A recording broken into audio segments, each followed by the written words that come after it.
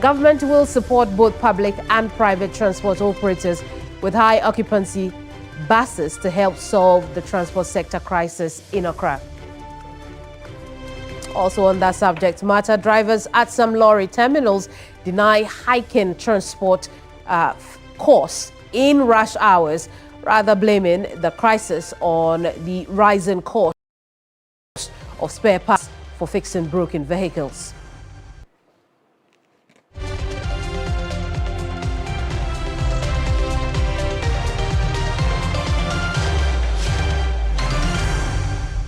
News Central live on TV3. I'm Kemeni Amano. The news starts right now.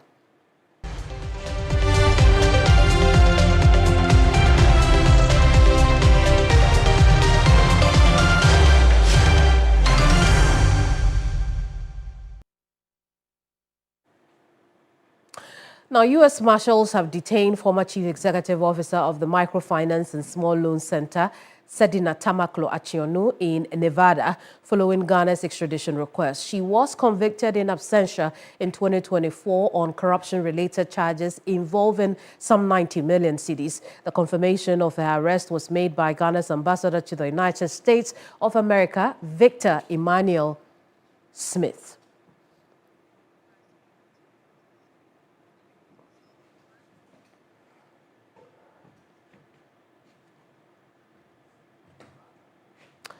Well, now, the Ghana ambassador to the U.S., Victor Smith, has been saying that, indeed, I can confirm that Sedina Tamaklo Achionu is being detained at the Nevada Southern Detention Center, 2190 East Mesquite Avenue in Pahrump, Nevada. That's coming from Victor Smith, who is Ghana's ambassador to the United States of America. My information is that she was detained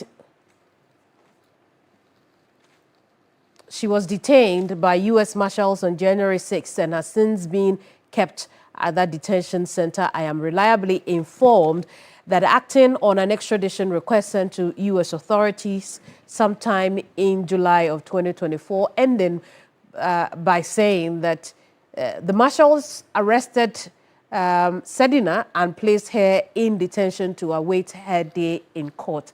Remember that Sedina's case, which has already been decided in court, she has a sentence to serve in the country, is become a matter of contention on the back of the extradition processes against former Finance Minister Ken Ofori-Atta. Many have questioned why Sedina or similar processes have not been made against the former Maslok CEO. Now we know the developments in that area are very similar to what we've seen with the former finance minister, who is also in detention somewhere in Virginia. And let's look at some of the charges that Sedina has faced in the past, right? Because remember, I said that there's a sentence waiting for her to serve in the country. We know of stealing and conspiracy to steal, unlawful appropriation of funds belonging to Maslok, causing financial loss to the state, willfully causing significant loss through mismanagement and improper use of funds. Remember, I mentioned some 90 million cedis earlier. Money laundering, involvement in activities that disguise the origin and handling of public funds, causing loss to public property, improper payment of public funds, unauthorized commitment resulting in financial obligation for government, and contravention of the Public Procurement Act. Those are the charges that she faced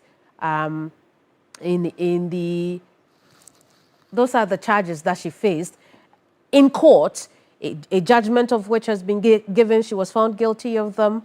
A sentence also given. She's supposed to be in the country to serve that. Remember that at the time, based on ill health, she had gone outside the country and never returned. And this is the development we have on that. She is in detention now. U.S. Marshals arrested her. She is at the Nevada Southern Detention Center following an extradition request from this country. Remember, the Attorney General, Dr. Dominic Ayine, in a recent interaction with the media, confirmed that a formal extradition request for her had been put in place by his predecessor? The former Maslock CEO. I had to answer questions in Parliament in relation to her, and that is in relation to her extradition. And I did indicate to Parliament that in July of 2024, the formal request for her extradition was put in by my predecessor, right? In other words, it was put in by my office. Now, the American authorities have worked on it. Okay, they've worked on the extradition. The extradition proceedings have taken place in the United States. And we are expecting that, barring any appeal by her lawyers, she may, very soon be extradited to Ghana to serve her prison term. And her lawyers, of course, if she comes and she instructs them to go to court on her behalf because she was tried in absentia, that will be another, angle to the matter. But that drama will be played out here on this side of the Atlantic and not in the United States of America. So that is all that I can say about her. I don't have any definitive information about when she will be, extradited, but Americans have indicated that they've completed the process. A quick chat on the back of this. I'm joined now by private legal practitioner Christian Malm-Hersey, who has been keenly following this case and that of the former Finance Minister Ken Ofori-Atta. Counsel, I appreciate your time this afternoon, but what do you suspect may be her defense when she appears before a judge in the coming days, as we are told? Yes, good afternoon, Kemi, and thanks for having me. Indeed, appearing before the court in the U.S., her defense doesn't seem so bright. One of the major defenses when it comes to extradition is political persecution, and hers is clearly not that. And she doesn't come under that because her charges were leveled against her was run by her under Article 11 of the 1992 Constitution, and it was brought to her attention, which satisfied the mind of the court at the time, of which quorum was Justice Asari, and as she then was. And the court, having satisfied itself, carried through with trial in absentia. But there was another colleague of hers who was also part of the co-accuser. Now they are both accused person. Sorry. And then having gone through the processes and a conviction and sentencing having reached, all it meant was that extradition processes will be put in. And I always say that to the extent where one is tried in absentia and the accused person is out of the country, there's only a limit that the law can go, and the remainder is a political will. Thankfully, this government have extended that threshold in terms of the political will by putting in extradition processes to bring her in. It is now for her to challenge the process in the United States of America and for whatever defense she seeks to put before. But those defenses legally doesn't look too bright.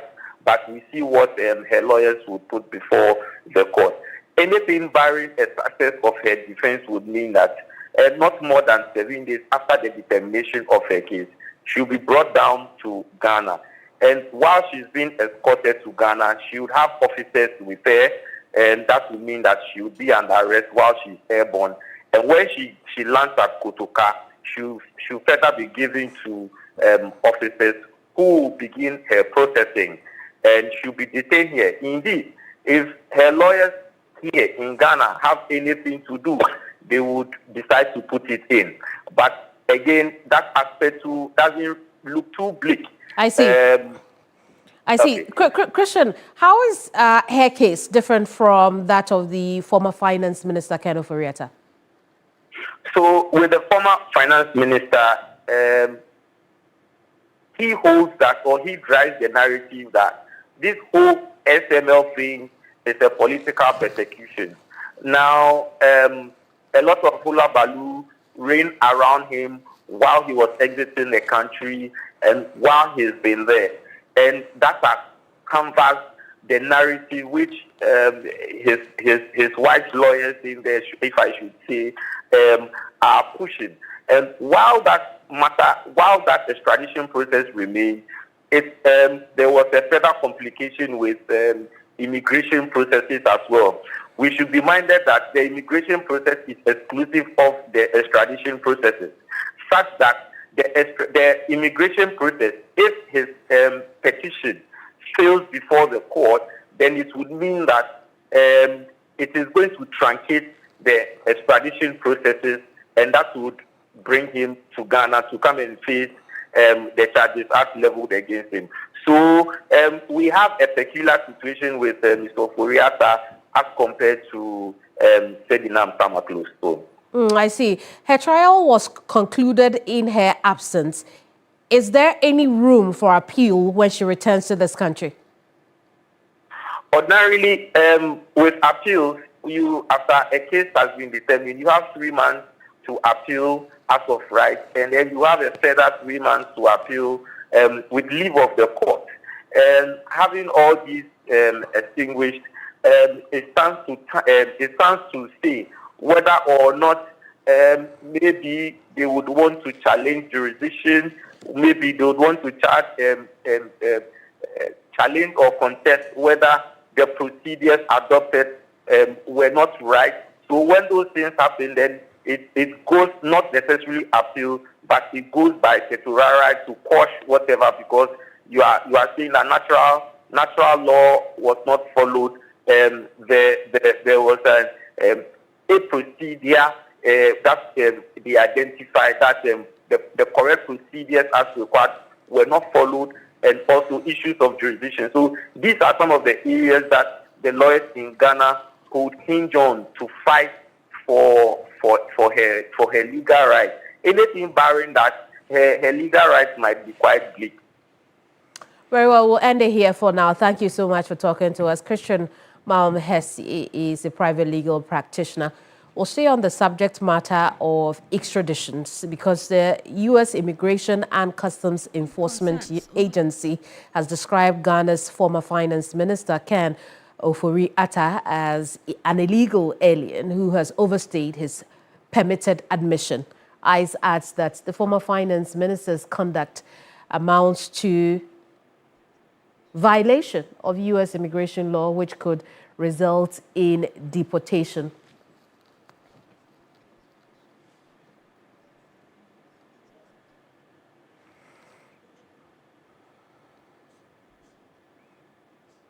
Well, now, I want to show you a bit more of what we are learning from an ICE spokesperson who said that Ken Ofori-Atta is an illegal alien from Ghana that is facing corruption and corruption-related charges in his home country.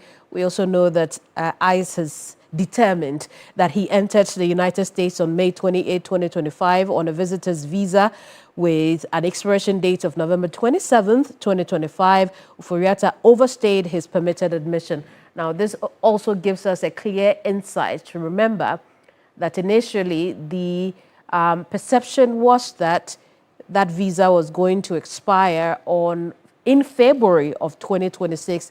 Now, ICE has determined that the original visa, which is the tourist visa, B1, B2, expired on November 27, 2025, which means that he was out of status, as is said. He has been issued a notice to appear and will remain in ICE custody. He will be given due process before a Justice Department immigration judge. The Trump administration, the ICE spokesperson goes on to say, has been abundantly clear. Aliens must respect our laws or face the consequences. Overstaying a visa is an immigration law violation that can result in deportation. Remember also that Ken Ofori-Atta's local councils have also made clear that he was in the process of adjusting his stay in the U.S., in that he was changing from a non-immigrant visa to what we believe to be an immigrant visa. Within that period, you have a time to to stay legally in the U.S., but of course, it's also subject to immigration discretion as well, which is what we see here. And so that's what's happened. We'll turn attention to other matters now. Now, the Vice President, Professor Nana Jane Opoku-Agyeman, has given assurances that government will procure high-occupancy buses to augment the seeming shortage of vehicles, which has led to transportation crisis in recent times. During a multi-stakeholder meeting with transport unions, leadership of the unions disclosed that there were issues of shortage of buses stemming from broken down vehicles. His Excellency the President has asked me to assure all of you that he will give support to Metromas, Ayalolo, and the private sector.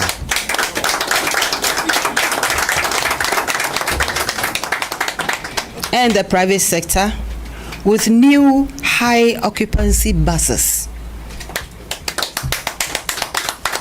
in order to augment the services in the medium term. We also have plans to ensure that those that need to be repaired, that the process will be expedited to ensure they can put more buses on the road as soon and as quickly as possible. So my plea is that let us continue to work together to develop a transportation system that prioritizes fairness, efficiency, excellence. And I know and you know that we can. We are relying on each other to make that possible. And we can do this by upholding high standards, treating passengers with respect. And by so doing, we will also strengthen the trust of Ghanaians in the private transport sector. We want to ensure that no passenger feels exploited, whether through fares or queues or even lapses in safety protocols.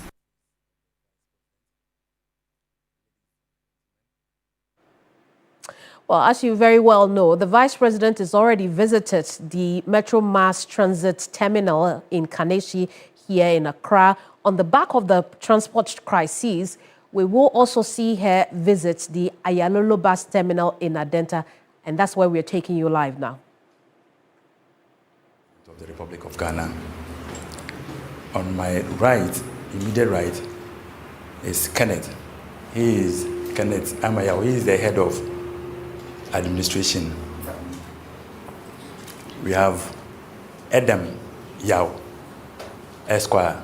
He is the head of regulation. We have Solomon Osei. He is head of operations.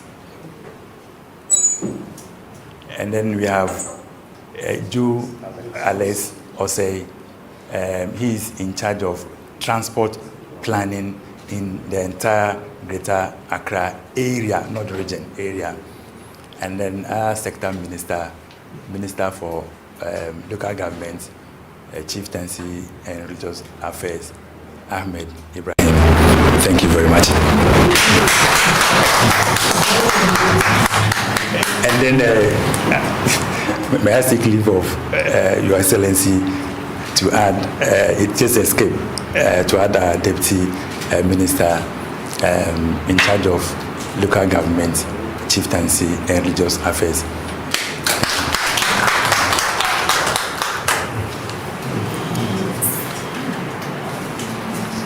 In terms of solidarity by governments, you will notice that we've also come along with the Vice President's team and your ministers, with the Minister of Transport and his deputy, because we are looking at the problem holistically. Apart from them, along with the Vice President's office, we have Mansa Mewa, who's an advisor on finance to the Vice President, Musa Abdullah, who is an advisor to the Vice President on political matters. We have Dr. Hamza, who is an advisor on economic to the Vice President. We have Professor Teresa, who is a special aide to the Vice President. And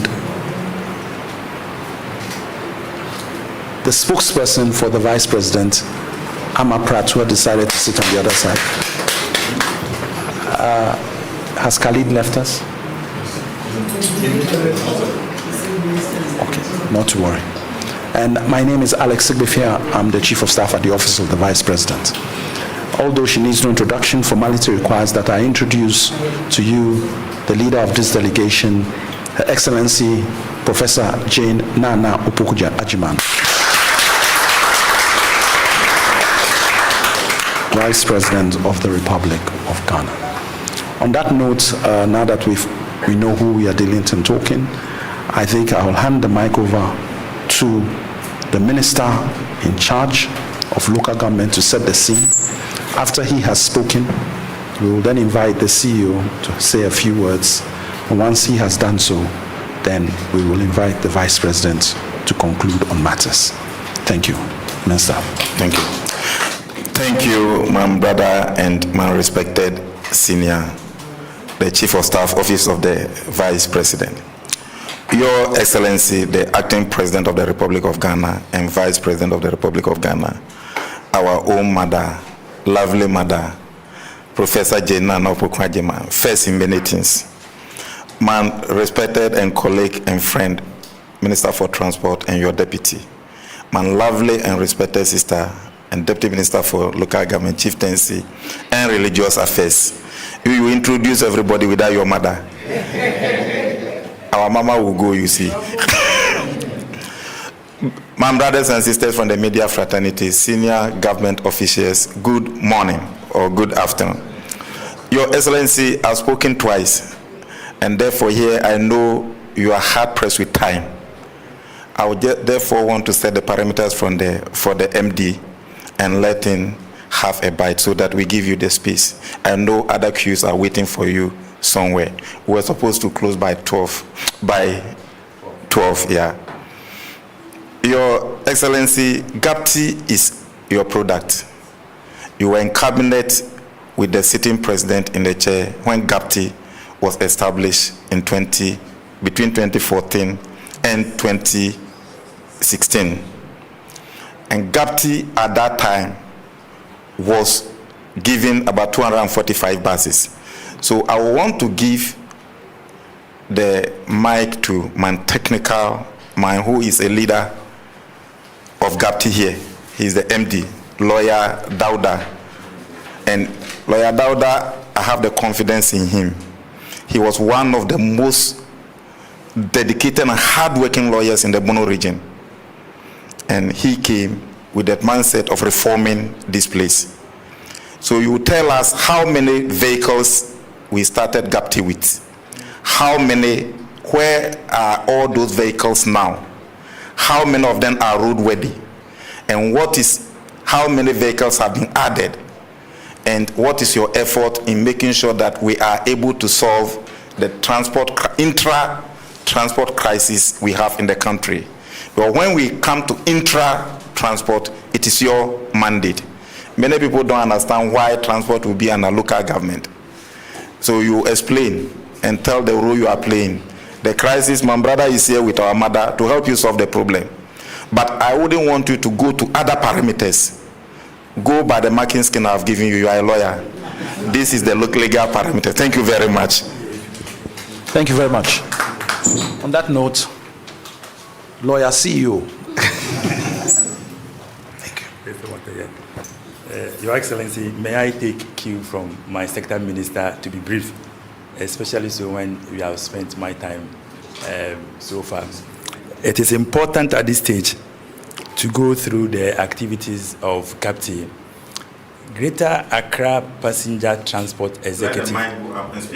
Yes, Greater Accra Passenger Transport Executive is an agency under the Ministry for Local Government, Chieftaincy and Religious Affairs. It is important and pertinent to establish that there is a reason why our agency is under the Ministry for Local Government. Our board that has oversight responsibility of our operations is made up of all the MMDCs in Greater Accra area. I didn't say region, I added area because we are adding Kaswa DCE to the list. That is the main reason why I said the area. It makes it easier for the Ministry for Local Government to coordinate the activities of these MMDCs when it comes to transport planning, transport development, and then issues of regulation and congestion in their respective areas in Greater Accra. And that's the main reason why we actually work under the Ministry for Local Government, Chieftaincy and Religious Affairs. Now, in 2016, November, thereabout, the NDC government procured 245 buses to help ease congestion in Greater Accra and to enhance urban mobility to the extent that you could easily come and park your respective vehicles at our various terminals and join the yellow buses to your respective places to trade or for any business that you want to go by. 2016, everything was fine. 2017, everything was fine. 2018, 2019, thereabout there. When the NDC government lost power and the new administration then came to take over, under the then Ministry for Transport, 60 of those new buses were sent to Kumasi, specifically in Ashanti region.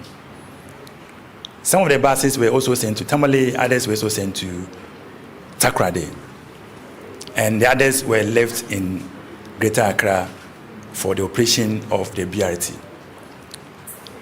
Once we say BRT, bus rapid transport, it meant that you must go at a top speed. You must have special design corridors for which these buses could apply. So if you apply a particular road and we have designated roads specifically for these buses, it makes it easier to get to your destination without necessarily being caught in the normal traffic. So in 2016, 2017, we never had these issues until later on that the previous government gave a directive that those dedicated lanes could be used by any private user. And that started the trouble. What that meant was you could have millions of buses, but because they did not have dedicated lanes, they would also be caught in the normal traffic. So you'll be crying for 1 million buses. The buses are brought, but they are stuck in traffic to the extent that it is defeating the purpose for which they were brought. And that is the BRT, the bus rapid transport. So somewhere around 2018, thereabout there, when they started sending some of these buses to those areas, the system actually collapsed. Thank God, the very government that actually gave birth to the BRT system and the 240 buses is back. And that is the main reason why we are trying as much as possible to revamp the BRT system in Greater Accra. And it is for that reason that we have, with the permission of my sector minister, we have gone for the 60 buses that were sent to Kumasi to be brought under the management of GAPTI in terms of accountability, how much is being spent, how much is being realized in terms of revenue. So as I'm talking to you right now, with assistance and then the help of our sector minister, we have been able to get those buses back to the management of GAPTI, together with the buses that we also sent to Takoradi, to be brought to beef up the operation of Ayelolo buses in Greater Accra. Again, most of our terminals were taken away. I can speak of Kanswa Terminal. I can tell you in authority, in all humility, that we have also reclaimed that 4-acre terminal. Because like I said earlier on, the buses were brought together with the terminals for which you could easily come and park your respective vehicles and join. Adenta, Kimbu, Amasaman, and then Pokuase, we have been able to reclaim or take back all those terminals in order for us to operate these buses. Again, if you look at the very year these buses were brought, 2016 up to now, it's about 10 years about there. That tells you clearly that the buses are aging. And then these buses are also relying on fuel. So the good news is that it takes 70% of our operational costs for the payment of fuel on these buses on daily, and I can mention figures here. And for the avoidance of that, we are going for electric buses, for which my secretary minister, together with myself and the deputy, we had tried as much as possible to go for a grant from the Spanish government, for which we are still on it. And then I'm pretty sure someone next month about there, we should be able to get a no objection letter from the Ministry for Transport. And once that one is hard, then we'll be able to push, yes, Ministry for Finance. And once that one is hard, then we'll be able to push our matters through in order for us to get the electric buses to augment the operation of these buses without any problem. Yes. Again, once we have some of these buses brought to play, it would actually help, not only with the congestion in Greater Accra, but with the problem that we are facing where others are exploiting the very innocent commuters. We have about 2.7 million commuters daily in Greater Accra alone. And if you have observed, about a week or so thereabout, we are having issues. We have done our own study. All of us can attest to what I'm saying. That the students were on vacation. How many private universities were we having before last year? Those who went on vacation, all of them are back. And once they are back, if Ayolo buses before vacation, they were using 40 buses per corridor, it meant that the number of commuters at that particular corridor would definitely go up. And that's how come that you are experiencing congestion in those areas where the drivers are exploiting the innocent commuters. What has GAPTI/Ayololo done with regards to that? We have taken advantage of the 24-hour economy. Now we do 4 shifts. We do 1 in the morning, we do some in the afternoon, we do evening, and then the lean peak in the night, so that the congestion that we have probably around 7, 8, 9 that about there could ease up. And I think it is important that the records will reflect that it is because of the issues that we have increased our fleet in terms of the number of vehicles and the buses that we put on our corridor. Currently, we operate 6 corridors. Because of the issues that have been brought to our attention, we have added 2 more corridors. And I was speaking to some of the media, and I told them that next week some of them can join me to go and see how and where some of these buses will be at. Going back to Christmas, around November, then about there, GAPTI Ayololo, we were using 135 buses instead of our normal operation. The figure for normal operations, which probably was around 70 to 80 buses, for the day. We were now using 135 to ease congestion and traffic just before Christmas, and we are still doing that. Just that we are having some small issues relative to the number of vehicles that we have and the number of the vehicles that we also have at the depot, just like a human being. Some of these vehicles, as I told you, they are about 10 years old. They will experience some minor defect and then fault. And then we are on it, repairing all of them. Now, going back to challenges, because of the time, with respect. Give the numbers and conclude. Yes. So as I'm talking to you right now, we are giving 80 buses. 245. Yeah, 245. So right now, I'm giving you the figure. Now, the Accra Transit corridors. If I say transit corridors, I remember I told that we have corridors that we ply. Yes. We have moved from 80 buses to 105 buses, which are in service. Now, University of Cape Coast, we have 12 buses. University of Health and Allied, we have 5 buses. We have Tamale Transit Operations, we have 2. We have Swissport, 5. Swissport is where? Yes, Swissport at the airport. Yes. Yes, the Swissport airport commuter. Yes. So we have Swissport commuter at the airport. Kotoka International Airport. Then we have Aviance Commuter. Aviance, they are also at the Kotoka International Airport. And these buses are there purposely to ease congestion, because national security zone, if you're not careful, there will also be a congestion. That's the main reason why you have some of these buses there. Now, so Aviance, we have 2 buses, civil aviation commuters, and that is also at the airport. That we also have 2 buses. Then we have the airport company itself, having 3 of our buses. Now we have the depot. Remember, I made mention of the fact that some of these buses are the depot. Depot means workshop. We have 11 grounded, those ones that are there that we think that we have to change the engines to, so there are about 11. Then we have, and then we have depot holding 28. And then, so when you put all the figures together, you get 175.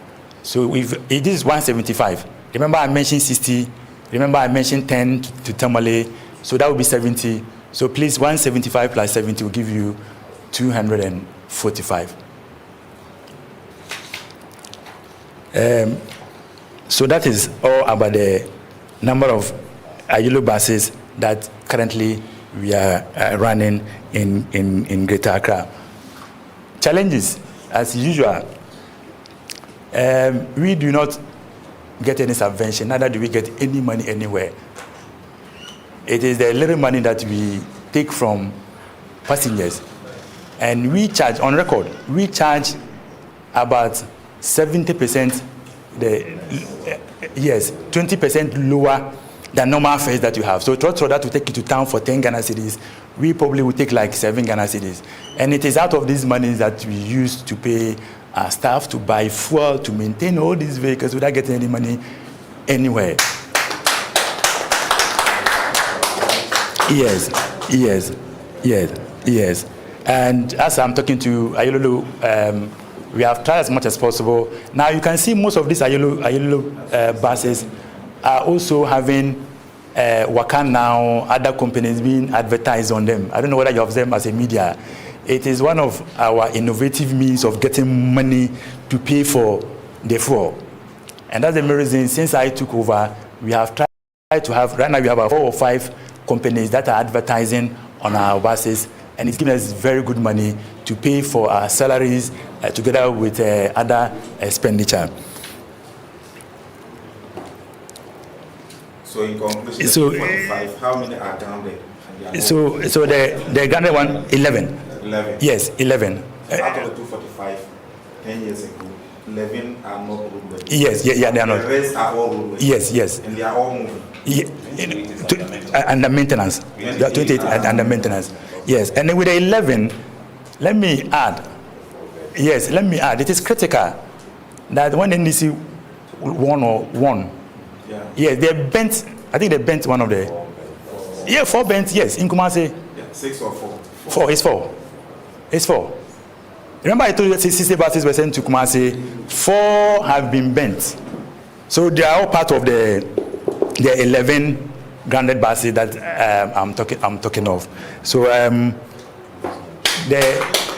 so let me use this opportunity to welcome all of you, and then hand over the mic back to Chief of Staff. Thank you.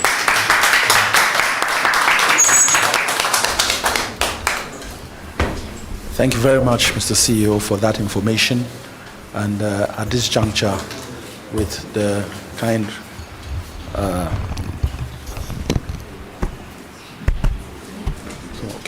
with the permission of the Sector Minister, I will hand over the mic now to the Vice President of the Republic to say a few words. Your Excellency. Thank you very much. Let me address the ministers, deputies, and the CEO and your staff, members of the media, and all of us who are here. Good afternoon. And Chief of Staff, thanks for asking me to make short comments. I'll make them short. First, CEO, let me thank you for accepting us and for your report. I recognize all the situations you have inherited, and I'm very happy to note that you are not feeling daunted by them, but that you are rather confronting the situation and finding solutions. I find that very, very attractive, and I want to encourage you to do more and assure you that whatever we need to do to ensure that your work is successful, we will do that. Well done. Part of the major reason for being here was to respond to the pressures in the system regarding commuters. What is happening is that we are seeing undue long queues, frustration, and delays. So we needed to find out what was going on and how to solve the problems. Earlier on today, we were privileged to meet with the unions, and they also told us, in part, their story. Their meetings were not over, and we know that when everything is said and done, we'll get a full sense of what their own inputs are in dealing with the problem. So we're very, very happy to have been part of that discussion this morning. We believe that when problems occur, the solutions should be shared. The responsibilities are ours, and the achievements are ours too. So we don't run away from responsibilities. And when there are events that directly affect citizens, that is something we need to respond to quickly, because it's the people we are working with and for. And I keep saying that we're not even working for anybody. We are working with people. So their input, what their situation is, what they are going through, all of this should be of primary importance to us.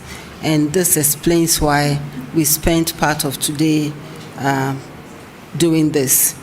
I want to assure you that, yes, I hear the numbers of what was burnt, what is under repair, and so on and so forth. And I want to assure you the promise that our president has made. He's going to work quickly on supplying high occupancy vehicles to agencies. And these agencies include the State Trans or the Metro Mass. They include Ayalolo, so you should be happy about that. And they also include the private sector. You know that about 90% of transportation in this country is fielded by the private sector. And we also know that, like your agency, they've also not had any support in the last 10 years. So we have a bit of a problem, not a bit, actually a big problem to do with public transportation in this country. And you refer to the history. We try to solve the problem, especially in dedicating lanes for the buses to ply. It's very, very important. Because if I'm going to leave my cars elsewhere and be in the queue, then maybe there's a very little attraction in using that option. So it's just unfortunate that we have to go back instead of advancing what was there. And all of these should be lessons to all of us on why we need to do things properly in order to advance our country. So I want to commend you in the efforts you are making to restructure. That's the sense I'm getting, not just retooling, but also resetting the Ayalolo. And in all of this, let us remember why we are there. We are there to make life more bearable. So wherever we are, that is our responsibility. I know you are carrying yours well, and I want to congratulate you for it. And thank all of you for your time. Thank you very much.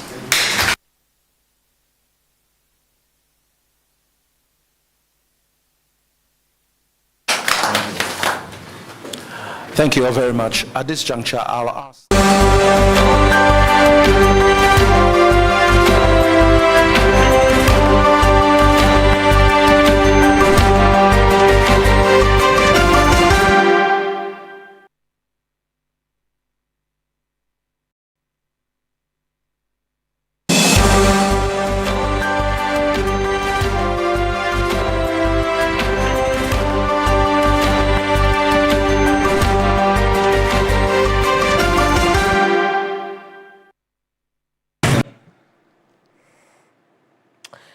Away from that, drivers at the La Paz Tema station have denied transport hikes in rush hours.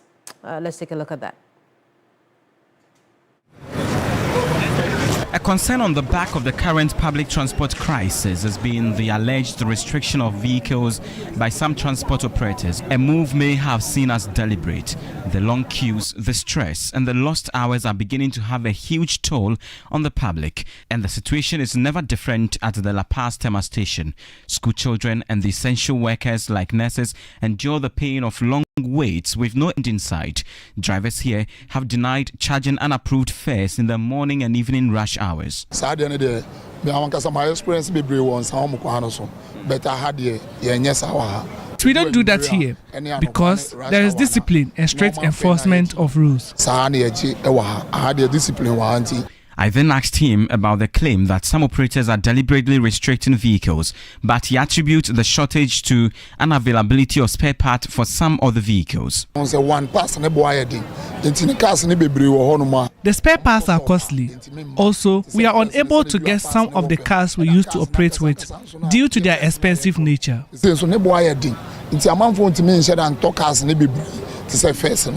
While the long queues barely move, more passengers continue to join from the other side of the road.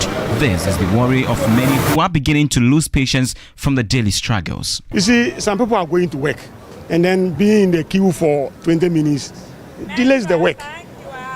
So I think there should be public transport so that people can go early and then work. Momo Kwakra, Matisse ya no passe de yajimo 6 cities, right? Beyana enyumre no edomno ebo peso sana ye charge mo dodo saying dia wo say omoji da bia.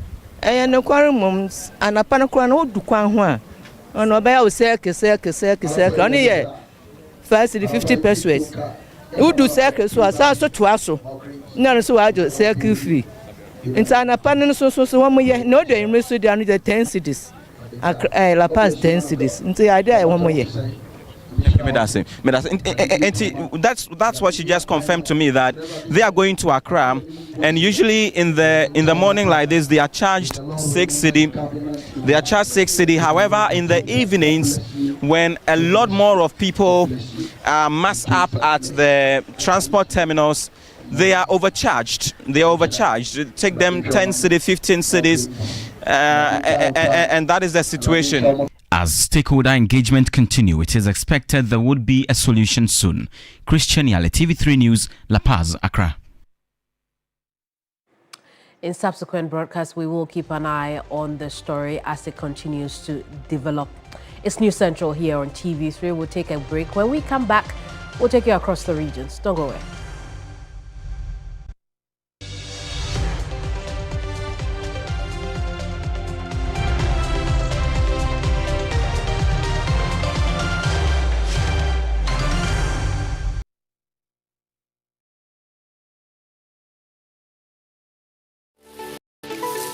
Why are more and more professionals choosing Flamingo Paint?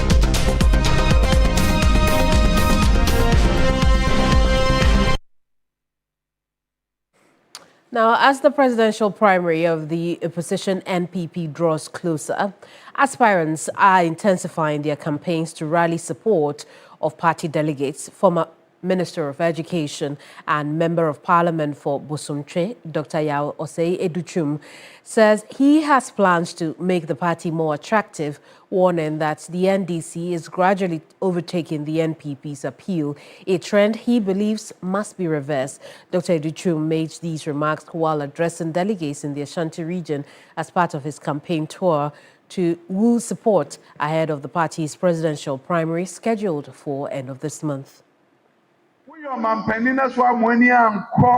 Party for the year, and penny for now about point one by your bro. Uber so now our party for Wofu. And thereby, I mean, so me bear man penny a man said. Afibia, the teacher, ministers, and penny for Nina. I want my call, constituency beer, no my meetings, et say. Now the Ghana for Cano, or my tear from Moho. Me a hamono or my tear from Moho, or mobile, I'm going to report either. April. Me catch them all, the Hunti and many other system. Say, I knew a home, I'm a party for a year, party, ya who then be conform. Please, I won't know we are a party, I'm saying, there was special health insurance, Obeji, and not the party matriarch. I can't get a bind there no. They are buying to me, no. Yeah, health insurance every day, every month. Especially a year when a party you do. Na party no ho ya dan akono ye nana no so ya dan atnam e na okofa ba bi anabonte obi a send this t-shirt no na ho yeah empie twa hu na nkofo ntwi send this t-shirt awo enne nyame amwa ya ndc be ya kono arehusam ye mani e nana no so mu dwan. Ghana's western region is in a healthcare emergency with no intensive care unit to serve the over 2 million people and at least 3 emergency cases per day. The challenge is real. But can the regional minister's bold plan backed by major mining companies turn things around? The answer may lie in critical funding push. Rama Smith has more. Serving a population of over 2 million people, the Western region faces a critical healthcare gap. It has no intensive care unit. Official data from the Regional Health Directorate for 2025 underscores this vulnerability, showing 1,105 emergency cases, about 3 per day, and 39 referrals of critically ill patients. In response, the Western Regional Minister, Joseph Nelson, is partnering with the Takoradi Hospital to bridge this gap. Concurrently, the minister has launched an initiative to secure a facility dubbed Takoradi Hospital ICU project for the region as it awaits the full completion of both the regional hospital and the Ifeanyi Teaching Hospital. Addressing stakeholders in the mining sector on the importance of this facility and the need to support it, he noted that the nearest comparable ICU is located in the central region, which has its own challenges upon referrals. The ICU project is a very, very important project. Everything health, as you very much know, is key. The closest you can get an ICU facility is in Cape Coast. It's a 2-bed facility. And the doctors will tell you that at any point in time when it has become necessary to make referrals, that facility will be full. And even if we had vacancy there at any point in time, traveling from here to Cape Coast on any day, even when you are healthy, is a challenge. Mr. Nelson argued that regardless of the region's other assets, its claim to excellence is hollow without a robust healthcare system. Health is wealth. So in spite of all that we have, without a good health delivery system, we can't even proudly say that the best comes from here. Because the human resource that we have and for what we want to use that resource for will very much depend on having some good health, i.e. also having a certain system in place that ensures that even when we fall sick, we are able to get the needed remedy, the needed attention, so that we get back on track. In the meantime, stakeholders in the region's large-scale mining sector have praised Mr. Nelson's decisive move to establish the intensive care unit, calling it a bold step for the people of the Western region and pledging their support. Personally, I would love to commend you for taking this up to drive and ensure that the region is well equipped to respond to critical medical issues.